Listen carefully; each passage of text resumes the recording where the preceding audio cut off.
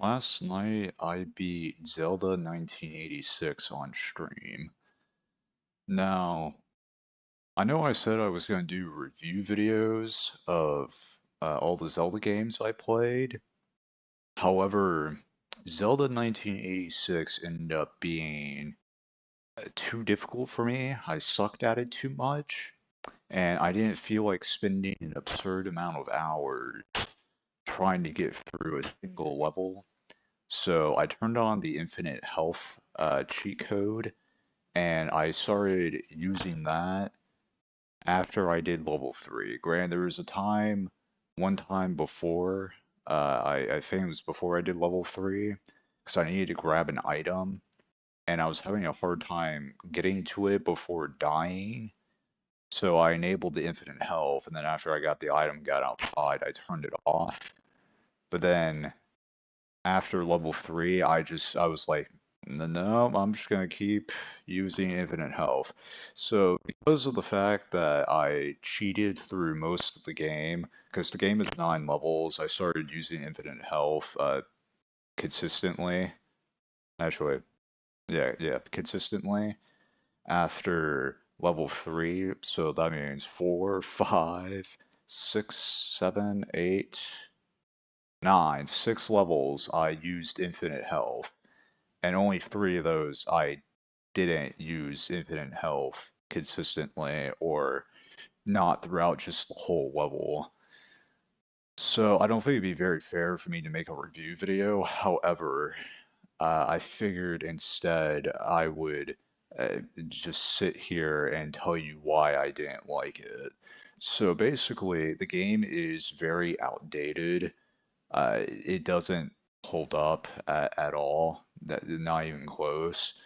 I would say probably the one of the worst things about the game is the movement. The movement is complete garbage, and the animation locks, like the amount of time when you use your sword it's quite long. So the enemy starts attacking you, but like after like a millisecond after you press the attack button you are going to take damage, and that really sucks in this game because most of the enemies do a full heart of damage. That sucks. And you can't like move out of the way because of the fact that you animation locked yourself. And something I've noticed as well is you don't move faster than a lot of the enemies. A lot of the enemies move faster than you. So you're at a speed disadvantage as well for most of the enemies, which they like a significant speed disadvantage, which really sucks. Something else I just thought of about the health. You only ever respawn with 3 hearts. You could have 6 hearts, a total of 6 hearts, but if you die and respawn, you only have 3 hearts. That makes no respawn me with the full 6 hearts. That is the sensible way of doing that. That is the logical. But uh, anyways, every time you die and respawn, you only ever respawn with 3 hearts. And enemies, the chance of enemies dropping hearts seems to be pretty low because you're not really getting hearts that often. And to my understanding, this is also the only way you can heal in the game. So, yeah, that's wonderful. And also only respawning with 3 hearts really sucks when most of the enemies do a full heart of damage. So that's wonderful. Another problem as well is the shield is very useless. It only blocks projectiles, and you're gonna have to like get up close with the enemy, and you're not usually not gonna be far away. So yeah, that's cool, I guess. Very useless shield. Another problem I have as well is that keys, getting keys is kind of weird. So sometimes, well, most of the time, actually no, all the time, sorry, all the time you're getting keys from killing all the enemies in that specific room, and then you'll get the key. And the game doesn't mark on the map whether you've gotten a key out of that room or not, because if you missed a key, you're probably not going to remember which room you've gotten keys out of and which rooms you haven't gotten keys out of. So it makes it harder to go back through previous rooms to check to see if you've gotten the key or not, because obviously once you leave the room and come back, all the enemies have respawned. And it's not marked on the map whether you got a key out of that room or not, which is highly annoying. And the compass and map are also obtained this way. Usually, I mean, sometimes they may just already be laying on the floor, but there's also plenty of times where they will just be, uh, you have to kill all the enemies in the room to get the compass or map, which is, I noticed that's different in other Zelda games where they put them in chests. Same thing with the keys as well, because in other Zelda games, I know they just put the keys in, they put the keys in chest, and they put the compass and the map in separate chests as well. So, yeah, that actually just reminds me something about the keys. There was one level, I think it was level 5. It didn't give me enough keys to beat the level, so I had to go back to, I think it was level 3, because I remembered that I missed a key in level 3. So I had to go back to level 3 and grab a key that I missed out of there, so that I could actually progress forward with level 5, because level 5 didn't give me enough keys to beat it on its own, which I find to be, that was extremely irritating to me, that it the level did not give me enough keys to beat it. I had to go back to a previous level to get the keys I needed. That is stupid. That is just objectively trash game design. So that really irritated me. And something else as well in terms of resources, bombs. So you're going to be end up using bombs a lot because there's hidden doors basically where you have to use a bomb to blow up the wall and it'll make a doorway if there's a doorway there. This game does not do a good job of making sure you have enough bombs because there's two ways you can get bombs. One way is by getting them off of enemies, which they only have a chance of dropping it. I don't think there's a guaranteed chance of getting bombs, unless there is, which I guess I could be wrong if there is, but it didn't seem like there was. It seemed like I only ever got them by chance. There was never a guaranteed spawn of bombs from killing enemies, but anyways, basically you wouldn't get bombs. There's no like guaranteed bombs you get off of killing enemies. And the other way getting bombs is by buying them. And they're 100 rupees from what I could tell. From when I played, they were always 100 rupees, which is a lot. Especially considering that the cap is 255. You can't have any more than 255 rupees in the game. So, yeah.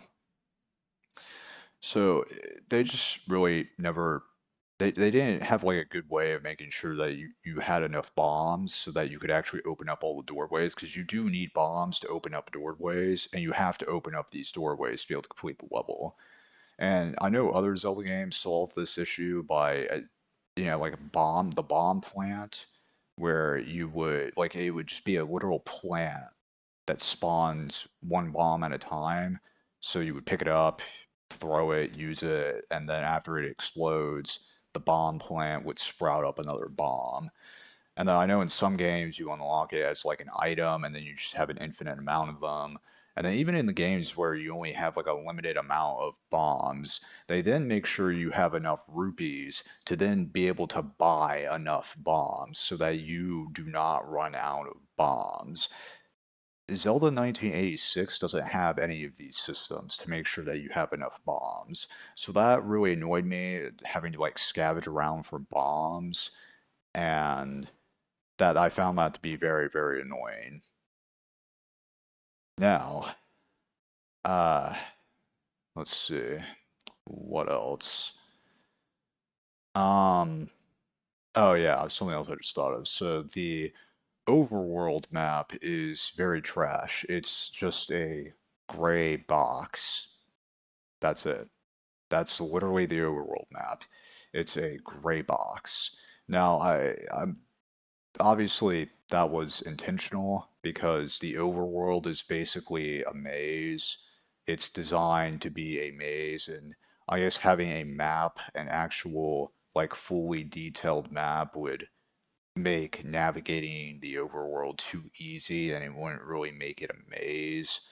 So that's kind of whatever. It's the overworld map's really just more of a thing that exists to give you a general idea of where you are, not really to give you a pinpoint location or to tell you exactly where something is because it doesn't do that. It's literally a gray box and then there is a yellow pixel that tells you where you are. So that's really more just used as a general ballpark where you are, which I'm kind of okay with it, kind of not, because obviously if it was a detailed map, then the overworld wouldn't really be a maze, and it wouldn't really, then it would kind of, if it was an actual detailed map, it would defeat the purpose of the overworld being designed like a maze. So I'm okay with that, although the rooms do look pretty similar to each other.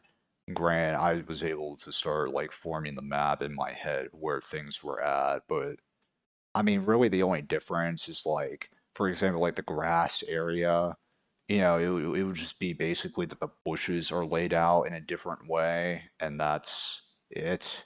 But like that's how you tell the difference between a lot of the rooms.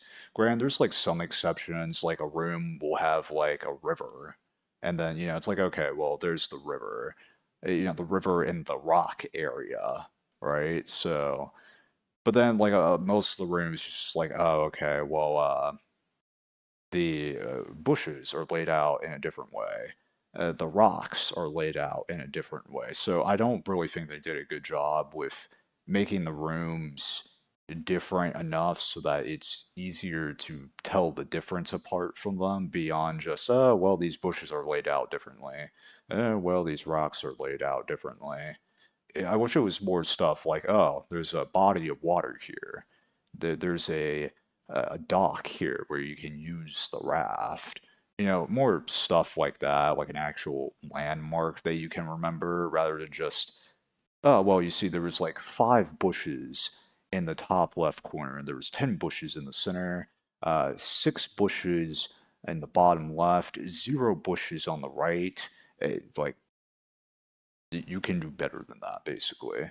That, and, maybe some people would disagree with that, that just having the bushes laid out in a different way is more than enough to be able to tell the rooms apart, but I don't think so. So, yeah. Also, something else I just thought of, enemies. I know I probably already went away from combat a while ago, but the enemy that I hated the most while I was playing the game legitimately for the first 3 levels was this knight. I think he was red. I'm pretty sure he was red. Anyways, basically this knight enemy would he would basically just move around pretty quickly and he would like randomly turn around and you can only hit his back or his sides. And since he moves fast and you have no idea when he's going to turn around, it led to a lot of situations where I would just get hit from basically just walking into him because I didn't think he was going to turn around. But then he did turn around. So that sucks. I also saw that, like, I think it was level 5 or maybe it was level 4. There was a blue knight, which seemed to be the exact same thing as the red knight, except the blue knight moved faster than the red knight.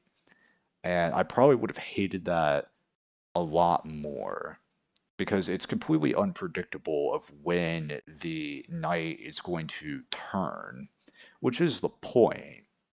But that's also just really trash because it feels like a very cheap way of having the player take damage. So I don't like that enemy. I just don't. So yeah. And is there any other grievances I can think of with this game while it's on my mind? Yeah, so I don't know if I talked about the movement. I think I mentioned it earlier saying that I didn't like it, but specifically, so you move, your only directions of movement are up, down, left, right. That's fine. That's perfectly fine. However, uh, the amount of steps that you're moving or the amount of space, like the amount of space that you cover per step is pretty weird. It's pretty low basically, so you're not moving a whole lot and you're also not moving as quickly uh compared to the enemies in the game. Like you're moving actually pretty slow, I would compare to a lot of the enemies.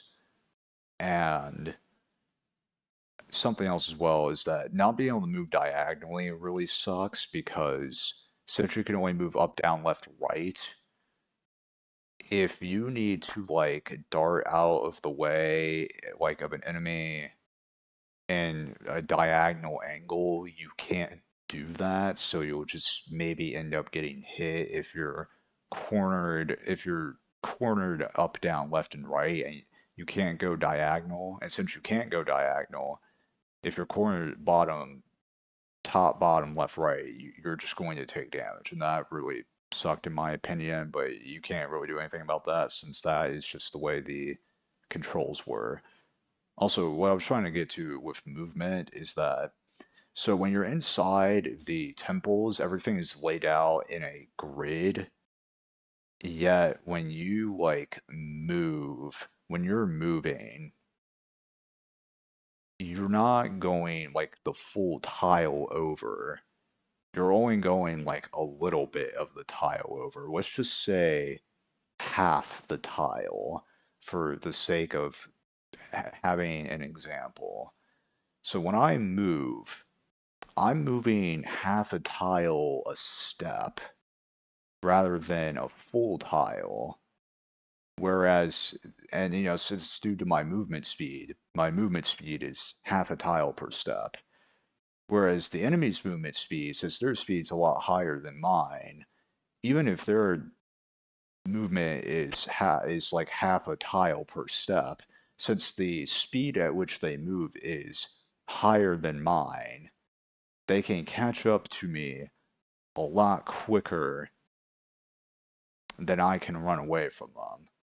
So that was the problem I had with that, is that the enemies were trying to get away from the enemies when they were about to attack me was usually didn't work because the enemies would just move faster than me, or their attack would reach like a full tile over, so then it would just end up hitting me anyways, even though I started to run away. So I didn't like that. That was pretty trash. Something else I just thought of as well with bombs. So I primarily was like using the sword. I sometimes used bombs, but you can't throw bombs in this game. I really wish you could have thrown bombs in this game. That would have made them an actual that would have made them way more useful.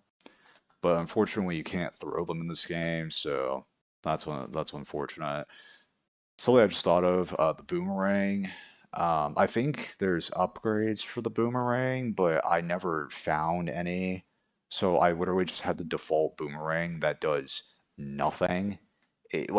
Apparently it's supposed to stun enemies, but I never seen it do that in all the times I tried it. And this is excluding boss enemies, because I did try it on boss enemies before I had this information that the boomerang doesn't actually do damage.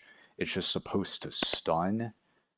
So I can understand why it wouldn't work on boss enemies, but on just other enemies, it didn't seem to do that. It just seemed to slow down time, which I don't know if that's like an emulator bug or if that's just a bug with the game or something else. I have no idea what that was, but the boomerang doesn't do damage. Why? Or at least the default one doesn't do damage. If the upgrades do damage, then great, but why does the default one not do damage? I don't know. That doesn't make sense. It would be a really good ranged weapon if it actually did damage, and it would be very nice to have both a melee weapon and a ranged weapon. That would just make sense, but the boomerang is not that ranged weapon. It doesn't deal damage. And the thing doesn't even stun, I swear. This thing never stunned an enemy that I tried to attack it with. Granted, I may have only tried it on like 3 enemies, but like, man, well, it's supposed to stun the enemies, but it doesn't actually stun the enemies. So we're just gonna say that those 3 enemies I tested it out on, because they didn't wear armor, they weren't wearing armor or anything. So I'm gonna say that the boomerang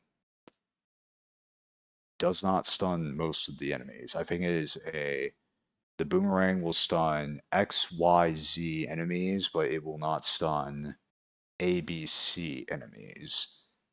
So that is what I'm going to come to the conclusion of, and if that's true, that doesn't make any sense either, because the whole thing is supposed to stun the enemies, but it doesn't actually stun all of the enemies. That makes no sense. Anyways, another thing as well, that's actually something I'm going to congratulate the game on. I am so happy that this game, because there's a bow and arrow in this game. I am very happy that there is not a limited amount of arrows. When you buy the regular arrow, you just have an infinite amount of the regular arrow. And that is wonderful. That would have been a nightmare to have to run around looking for arrows. That would have sucked. Now, I got silver arrows on level 9 at the end of the game because apparently silver arrows are required to be able to kill Ganon, at least according to a guide that I watched. So yeah, and I didn't really use the silver arrows outside. I didn't use them at all besides using them on Ganon. I literally only used one. So granted, I was also using infinite health at that time, so I guess I didn't have to worry about like missing or dodging bullets or dodging stuff and potentially missing. But yeah, basically silver arrows are a thing where they're stronger arrows, but they cost you 1 rupee each time you shoot an arrow. So yeah, apparently it's required to kill. It's apparently required to have the silver arrows to kill Ganon. I don't really have any complaints about the silver arrows since I didn't like use them at all. I didn't actually use the bow and arrow outside of using the silver arrows to kill Ganon because at that point I had turned on infinite health and I was just like, I just want to be done with this game, so I'm going to turn on infinite health and just charge through the rest of the game so I can be done with it and hopefully move on to a better game. So I imagine the bow and arrow probably would have been a good ranged weapon, especially the regular arrows, considering you have an infinite amount of them. And that is entirely assuming that they do damage, which I would imagine that they would. I don't imagine that would just be another stun item. That wouldn't make any sense. So I'm going to say that weapon does damage, and that it was a good weapon. I applaud. I applaud on that one. So yeah. Um, there's also this magical rod. The only problem with the magical rod is it didn't shoot very far. It only shot like a bit for like it would shoot like halfway across the room, which I guess is actually pretty good. But yeah, if I don't know, halfway across the room to me is kind of being just close to the enemy. It's like at that point I should just walk up to him and attack him since he's already so close. But Magical Rod was okay. Uh, it also has like an infinite amount of ammo. It doesn't have limited ammo. It doesn't have a cooldown. You could just, I mean, granted, I guess there's like a delay between shots. You can't like rapid fire it like a machine gun. But the magical rod was okay. Or the magical wand rod, whichever it was, whichever it's called. It was okay. I don't really have any complaints about that. And I think at this point, I have probably given all my thoughts about Zelda 1986 that I can think of just sitting here and just spilling out my thoughts without a script.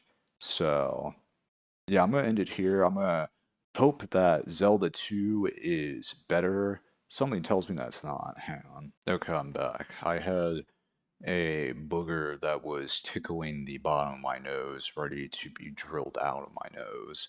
So I took it out. What I was saying was, I'm hoping that Zelda 2 is better than Zelda 1. However, I'm hearing that it's not any good. So, yeah, that's unfortunate. I might end up doing the same thing for Zelda 2 that I did for Zelda 1 in terms of a review video. I basically will just sit down and tell you this game sucked and I cheated through most of it. And so I'm just going to sit here and spill all my thoughts. And that's going to be the closest thing you get to a review video for Zelda 2. So I don't know. We'll see. And in terms of, I had a feeling, I didn't say this in the announcement video, but I had a feeling that Zelda 1, 2, Spirit Tracks, Phantom Hourglass, and Skyward Sword, I had a feeling that those were going to not be good. And my assumption for why the first two games were going to be good was because of just how old they were. And my assumption for Spirit Tracks and Phantom Hourglass is that they were handheld games. So I was thinking maybe Nintendo didn't put as much effort into them. Granted, that's not like a super good like assumption by any means. That's not really a good educated, it's not even educated. That's not like a good guess at all because I'm expecting a Link Between Worlds, which is a 3DS game, to be good. So maybe Spirit Tracks and Phantom Hourglass will be good. I hope they will be.